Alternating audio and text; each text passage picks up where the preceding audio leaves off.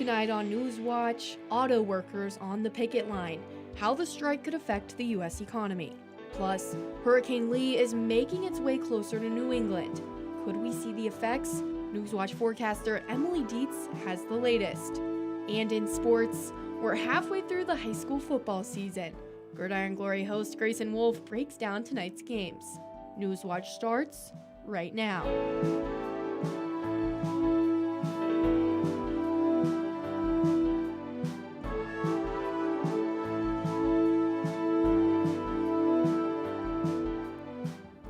Good evening. I'm Morgan Anderson. Welcome to Newswatch. It's Friday, and on Friday nights, there's nothing better than some high school football. Joining us more with this week's slate of games is the host of Gridiron Glory, Grayson Wolf. How's it looking out there, Grayson? Well, Morgan, I'm out here at Eastern High School for our game of the week, and we are about a half hour from this highly anticipated matchup. We have reached the halfway point of the regular season, and there is no turning back now. High school football is in full swing, and Gridiron Glory has you covered tonight with 5 Showtime games. Waterford is here at Eastern for our game of the week. Last year, these two teams met twice, once in the regular season and once in the playoffs. The Wildcats won both matchups on their way to a TVC hockey title. Jake Panelidis was their all-state quarterback from a year ago, but he's now graduated. They now rely on the likes of Xavier Heiss and Dylan Taylor as they look for their 4th win of the year. Now, the Eagles have dealt with injuries so far in this young season, as both the running back and linebacker rooms have been run thin. But head coach Jason Jackson is confident in their depth. Tyler Hill last week had a 300-yard, 4-touchdown performance in a backup role after their top 2 backs went down. Should be a good one tonight in Reedsville. Sheridan hosts John Glenn tonight in a battle of unbeatens. Quarterback Caden Sheridan has been the key to the Generals' offensive success, with Justin Munyon behind him as the feature back. The Little Muskies are anchored by their defense, giving up just 34 points so far in 4 games. But Sheridan will be by far their toughest test yet, a great early season matchup in the NBL Big Division. Megs at River Valley is the opposite of our game previously mentioned. This matchup features teams without a win. The Marauders scored 42 points in a Week 3 loss to Cold Grove, so they'll look to replicate some of the things from that game. Both teams have faced stiff competition, so a great chance for both squads to get that first W tonight and a conference win at that. An OVC battle in Gallipolis this evening as Galley Academy welcomes in Portsmouth. The Blue Devils are coming off their first win in conference play over Chesapeake, while Portsmouth beat Rock Hill in overtime a week ago. The Trojans will look to slow down the Gallia offense, but it's a tall task, as that offense has scored 30 points in each of their first 4 games. In our last Showtime game, Warren at Fort Fry. It's just the 2nd game in TSL history as the Cadets look to continue their undefeated season. Clayton Miller is the focal point of the Fort Fry offense, and if the Warriors want a chance at the upset, it starts with stopping number 5. Warren is looking for their first win since Week 1, and this is the Warriors' first conference bout of the year. Grayson, talk about a great lineup. Are there any other games we need to look out for tonight? Morgan, the action does not stop here. We have 5 digital games tonight. Jackson hosts Ross in a non-conference battle before running the FAC gauntlet. West Muskingum, coming off their Game of the Week victory, hosts Philo. Paint Valley and Westfall meet and will also be at Piketon as they host Zane Trace. So we'll have 2 SVC matchups tonight. And finally, Portsmouth West and Waverly are meeting tomorrow night. But Aiden Crowley will be on the show tonight to preview all of that. There's so much to cover tonight, so be sure to stick around on WOUB for episode 5 of Gridiron Glory at 11:30 tonight and follow along on WOUB.org. But for now, I'm going to toss it back to you, Morgan. Thanks, Grayson. It sounds like an action-packed night. As pre-game events continue across the region, one school district is opening a brand new athletic field house in a multi-purpose center. Right now, the Dawson Bryant local school district is hosting a ribbon-cutting ceremony celebrating the opening of their new facilities. The celebration began an hour and a half ago at LeMaster Stadium at Cold Grove High School. After the public has toured both new buildings, they were encouraged to stick around for dinner and tonight's football game. Joining us with more on the weather you can expect during tonight's games is lead forecaster Emily Dietz. Emily, it's been kind of chilly lately. We got Friday night football. What should we be bringing, and maybe what can we expect too? Yeah, we're expecting some really nice weather. I know I've always enjoyed Friday night football games, a slight chill in the air, especially September, We're just starting to get into that fall weather, but tonight we're looking for some clear skies, so it's going to be a really good game. You might just need a light jacket if you're planning on going to support any of your local high schools. Now we're going to take a look at our future forecast right now. We're going to see on this map some temperature and also some rain, but the good news is you can't see any rain on this map, which means we're going to have some clear skies tonight. So we're going to start off with temperatures right about now. We're looking at about 70 degrees, 79, and tonight we're expecting the overnight low to drop into the upper 50s. But for right now, Athens is about a comfortable 78, and just to the north of us, we're about in the mid to lower 70s, and we're going to continue to see these temperatures throughout the area for the rest of this week. Now right now, skies are clear, about 77 outside, a slight breeze, but things are really nice, especially after we had some chillier weather and a little bit of rain move across the area earlier this week. Now, a lot of that chillier weather where that cold front was is right along the east coast, just out over the Atlantic.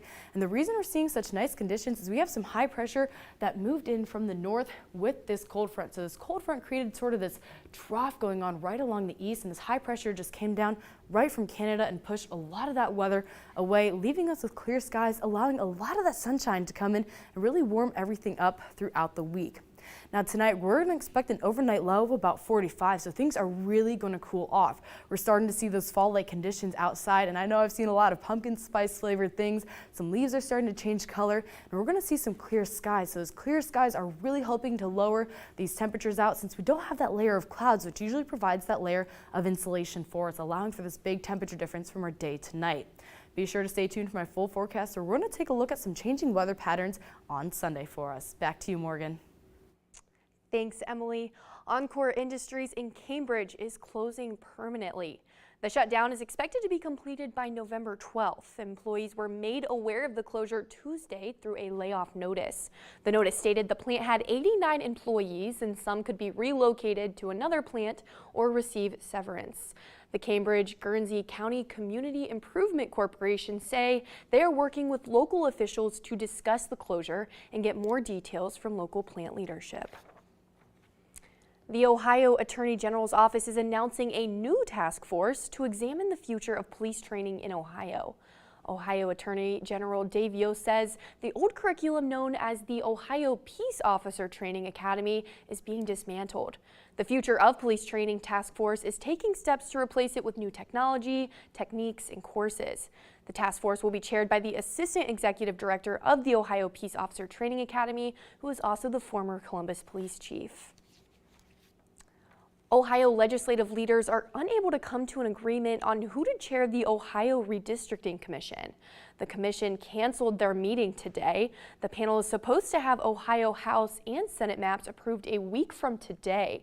A spokesman for Senate President Matt Huffman says communication is open and they're confident this will be resolved with plenty of time to approve new maps. If you live near Parkersburg, you can soon check out a new trail. The Parkersburg Ohio River Trail will soon be open to the public. The $1.5 million project is an extension of the current trail that's a half-mile long in Point Park North. The extension will add 2.6 miles and will end south of the Grand Central Mall at the city limits. The official opening date has not yet been announced because there is still more to be completed before it opens to the public. Coming up after the break, what effects might the auto workers' strike have on other sectors of the economy? And flu season is just around the corner as RSV and COVID cases rise in the U.S. How you can tell the difference if you get sick this season. We're seeing a cold front and low pressure system start to develop out towards the west. What that means for you and more when Newswatch returns. Get out! On Finding Your Roots, Cyndi Lauper discovers a rebel. I know I'm always fighting the man. Now I know where it comes from. Jamie Chung's ancestor is honored. No way. That's my cousin. Yeah. And Danny Trejo's relatives journey to America. I've got history. And Danny, they were on foot, man. That's heavy. Finding Your Roots. Tuesday at 8 on WOUB. Beneath the streets of London, Okay. a massive construction project is underway. Crossrail, a huge new railway for London. How do engineers tackle such an immense challenge?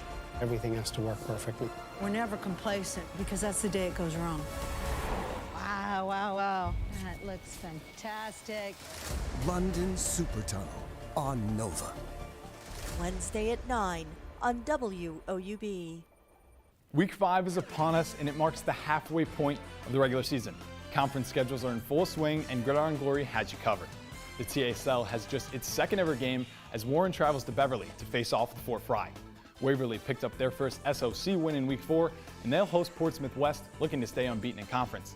And in our game of the week, Waterford travels to Eastern to see who takes early control of the TVC Hawking. Catch it all Friday night at 11:30, because remember, there's nothing better than Friday nights and Gridiron Glory. Evolution Earth, heat. As temperatures rise, animals are responding, doing things never filmed before. Out there, things aren't what you expect. You'll see. Wednesday at 10 on WOUB.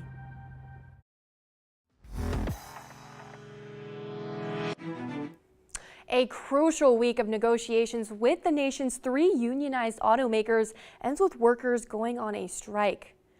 This was the scene in Toledo last night after the deadline for the United Auto Workers Union to reach a deal passed. You can see workers leave at the Jeep assembly plant begin picketing after the midline deadline passed. They're not alone. Thousands of auto workers across the country are also joining the strike. Ivan Rodriguez reports on the potential ripple effects to suppliers and local economies. As the clock strikes midnight, workers walk off the job at the Ford assembly plant in Wayne, Michigan, a GM plant in Wentzville, Missouri, and the Stellantis assembly plant in Toledo, Ohio. Targeted strikes designed to hit profit centers at all 3 automakers. This strategy will keep the companies guessing, and if we need to go all out, we will. Part of the United Auto Workers Union's demands include an immediate 20% raise, followed by 4 additional 5% raises, restoring cost of living increases, and retiree health care coverage for all hires. I'm not greedy. I just want to make sure that my family is provided for and make sure that we can eat, bills paid. So far, Ford has offered a wage increase of 20% during the life of the contract, which the company called generous. GM also offered a 20% increase, and Stellantis 17.5%. I'm very frustrated because I think we had an offer that resonates with our people. President Joe Biden backed the UAW on Friday, sending senior advisor Gene Sperling and Deputy Secretary of Labor Julie Su to Detroit to assist with the negotiations. The bottom line is that auto workers help create America's middle class. They deserve a contract that sustains them in the middle class. I'm Ivan Rodriguez reporting. The U.S. economy is facing another headache. In addition to the United Auto Workers Union strike and ongoing inflation concerns, the threat of yet another potential government shutdown is looming, and the deadline is getting closer by the minute. If a deal isn't made by the end of the month, the government will have to close its doors. House Speaker Kevin McCarthy says a deal will be made, but not everyone is as optimistic. Through this budget debate, let's get through the spending shutdown, which is going to happen, and then we'll see. The White House wants Congress to pass a short-term measure while negotiations continue, but the GOP doesn't seem inclined to do that. A government shutdown will start October 1st if a new bill isn't passed. Hurricane Lee, a Category 1 storm, is approaching the U.S. East Coast. The National Hurricane Center says Lee is sustaining winds of 80 miles per hour. As the storm inches closer to the Atlantic coast, communities are prepping. But not all residents are battening down the hatches. Laura Geary has more on Lee's path and what's ahead. This is what you get. When you live in New England, you get storms. And it's like a northeaster, so we ride those out. A ferry full of coastal storm veterans heading toward Nantucket this weekend, where Hurricane Lee is expected to deliver high storm surge, winds, and flooding in the hours ahead. And concern is rising among many New England emergency managers. If this was a winter storm, it would be almost run-of-the-mill, but because of the weather we've had all summer and the status of where we are in the season, we're a little more concerned about it. We're worried about the flooding and the high surf and the coastal erosion, and of course the power outages. Forecasters predict hurricane-force winds and the heaviest rain in Maine through Saturday. And with tropical storm conditions threatening much of the neighboring states, most boat owners aren't taking chances. I'd say it's better to be safe and get your boat out of the water and have a boat to look forward to on Monday. We start at 6 o'clock in the morning and go till the boys run out of steam. Been doing like 22, 23 boats a day. For commercial fishermen, the stakes are even higher. Whole livelihood, everything you got is sitting on that mooring out there. And if someone runs into trouble offshore, we're getting our crews that operate those heavy weather boats ready to go for this weekend. Reporting for Newswatch, I'm Laura Aguirre. Joining us again with more information on Lee and how it's affecting our weather is lead forecaster Emily Dietz. Emily, I know we're in Ohio, the Midwest, but are we going to see anything from this hurricane up here?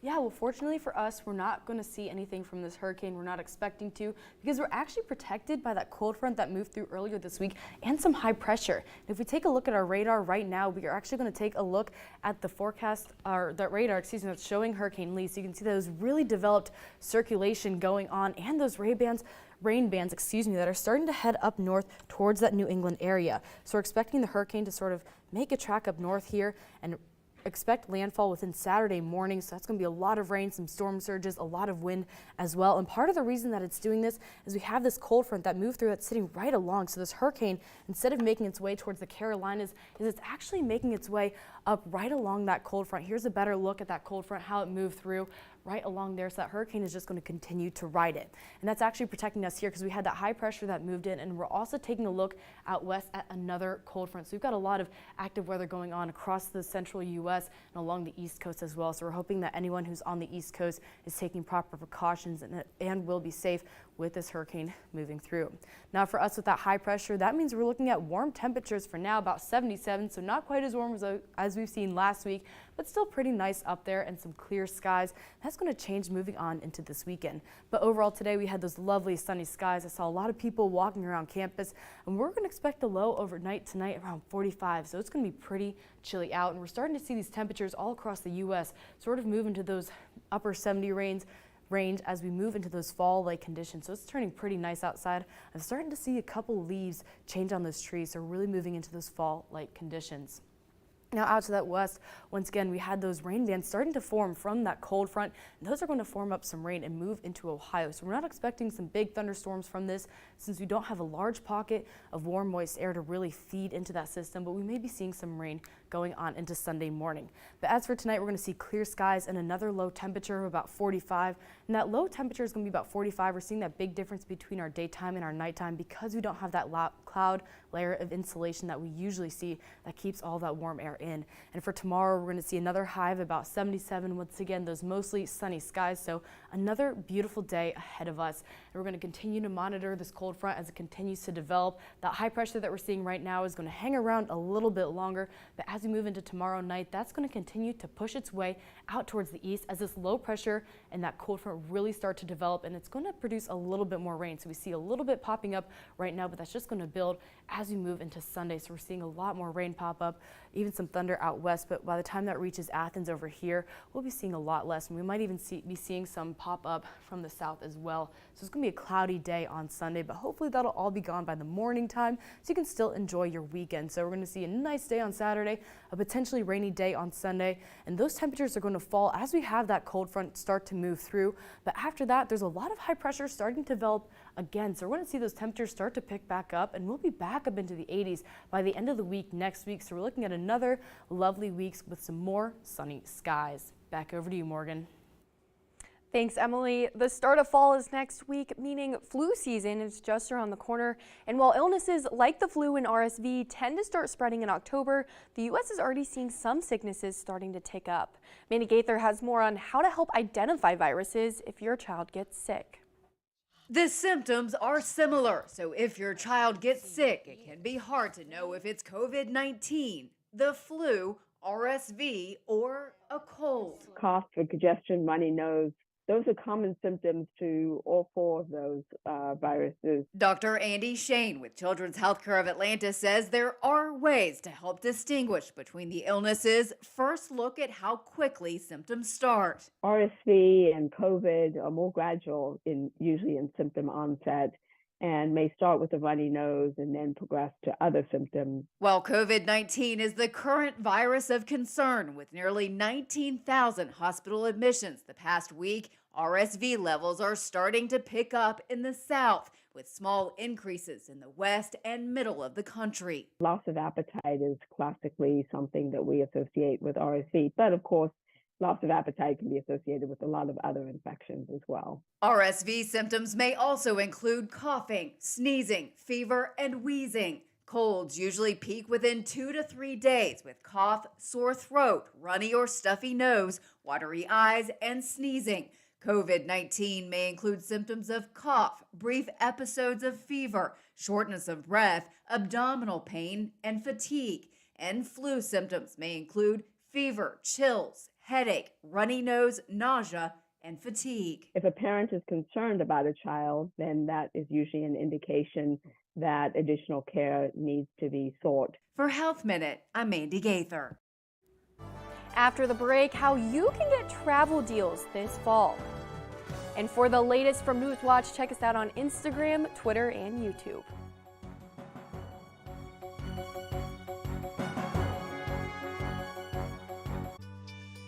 Get out! On Finding Your Roots, Cyndi Lauper discovers a rebel. I know I'm always fighting the man. Now I know where it comes from. Jamie Chung's ancestor is honored. No way. That's my cousin. Yeah. And Danny Trejo's relatives journey to America. I've got history. And Danny, they were on foot, man. That's heavy. Finding Your Roots. Tuesday at 8 on WOUB. Week 5 is upon us, and it marks the halfway point of the regular season. Conference schedules are in full swing, and Gridiron Glory has you covered. The TSL has just its second ever game as Warren travels to Beverly to face off with Fort Fry. Waverly picked up their first SOC win in Week 4, and they'll host Portsmouth West, looking to stay unbeaten in conference.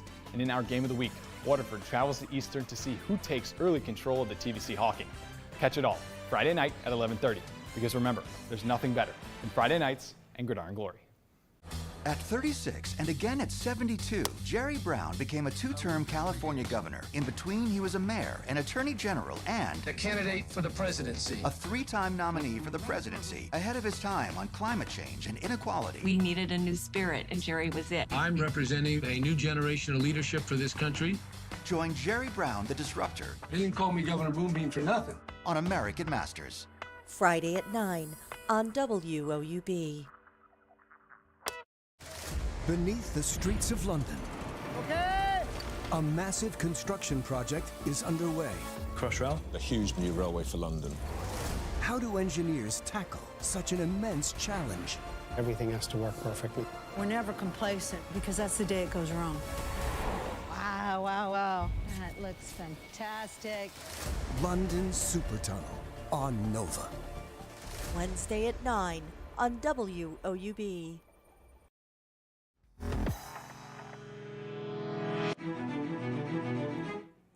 Fall is almost here, and when it comes to air travel, prices are falling fast, especially international flights, according to travel experts.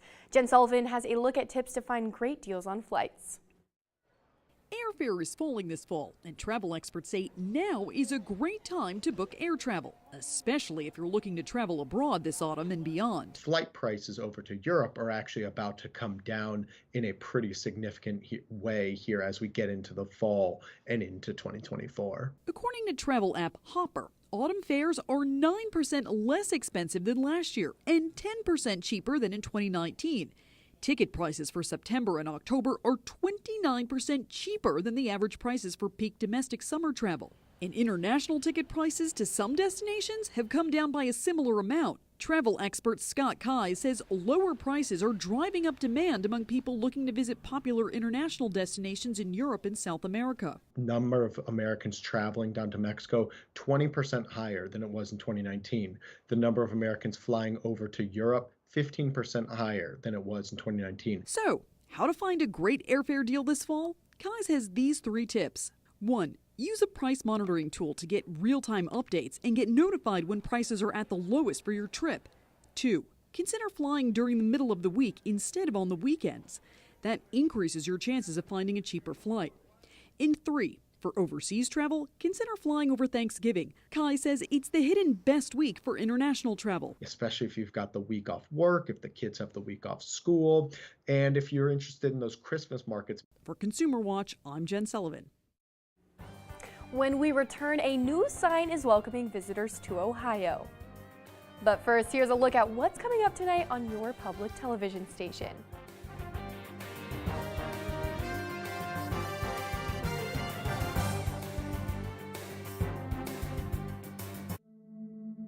Over 200 local newsrooms, over 3,600 journalists, a community of 300 million Americans. The NPR network is listener-supported, independent journalism in communities around the country. It amplifies more voices, more Americas, and takes all of us on new journeys. It takes all of us closer to home. It takes all of us.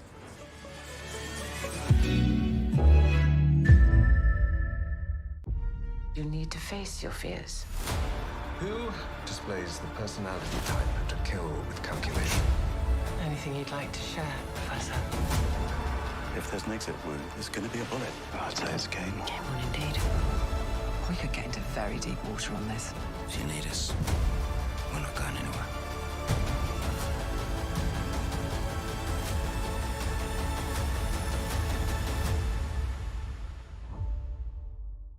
WOUB is recognizing members of our Cornerstone Society. The Cornerstone Society is a group that wants to ensure the future of public media in our region. It includes people across our area who value news, entertainment, and cultural programming, as well as the educational services WOUB provides. Also included are graduates of Ohio University who took part in the WOUB Student Professional Development Program. Thanks to the Cornerstone Society for their generous support. To learn how you can be involved, email woub@woub.org. Beneath the streets of London, a massive construction project is underway. Crossrail, a huge new railway for London. How do engineers tackle such an immense challenge? Everything has to work perfectly. We're never complacent because that's the day it goes wrong. Wow, wow, wow. That looks fantastic. London Supertunnel on Nova. Wednesday at 9 on WOUB.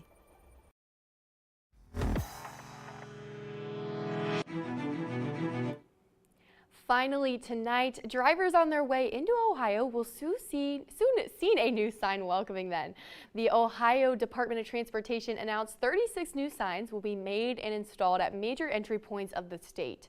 The sign will say, "Welcome to the heart of it all." The total cost of the signs is just under $60,000. The 3 dozen signs will be made at the department's sign shop in Columbus and installed by their crews as well as some contractors. All the signs are expected to be installed by December. Now we're going to hand this one over to Emily for a final look at our weather this evening. Tonight we're expecting some chillier temperatures. It's going to be low, about 45, with some clear skies. We don't have those clouds out tonight to provide that layer of insulation that keeps all that daytime heating in, so we're going to see those temperatures drop, but we may be seeing some clouds come up this weekend. But as far as tomorrow goes, we're expecting a high of 77, so if you're on here at OU campus or planning on watching the football game tomorrow, expect some nice weather. You might even need some sunscreen, and still make sure you're drinking plenty of water because we're still seeing those temperatures about the mid-70s with those sunny skies, so you have a chance of becoming dehydrated tomorrow. And part of the reason we're still seeing those nice conditions out is we have that high pressure that's going to be lingering over Ohio for just a little bit longer. But out to the west, we're seeing a cold front begin to develop with a little bit of rain that's going to be moving in on Sunday. That might provide us with a couple of rain showers briefly in the morning into the afternoon hours, but that'll also leave some cloud coverage for the rest of the day. But starting next week, we have some more high pressure moving in that's developing out to the west, leaving us with some more sunny skies, and those temperatures will begin to pick up throughout the week. Thanks, Emily. That does it for our broadcast this evening. Thanks for watching. For Emily Dietz and Grayson Wolf, I'm Morgan Anderson. Stay tuned for the PBS NewsHour coming up next. And remember, you can find the latest news anytime at WOUB.org or follow us on social media. Have a great night.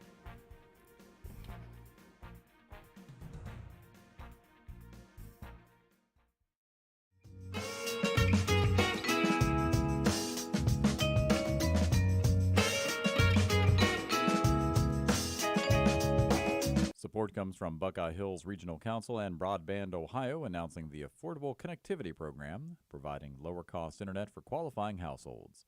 Information and applications are available at getinternet.gov.